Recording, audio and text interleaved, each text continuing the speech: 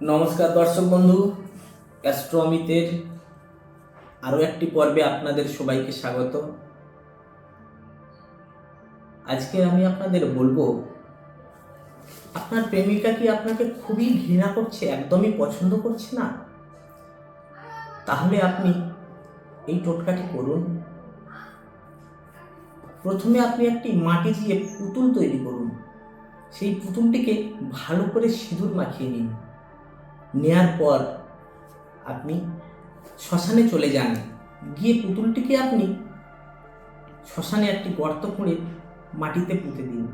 মাটিতে পুঁতে দেওয়ার সময় আপনি মন্ত্রটা যেটা বলবেন সেটি হলো ওম অমুক। অমুকের জায়গায় আপনি আপনার পছন্দের স্ত্রীলোকের নামটি দেবেন। বসমানায় কুরু কুরু সাহা।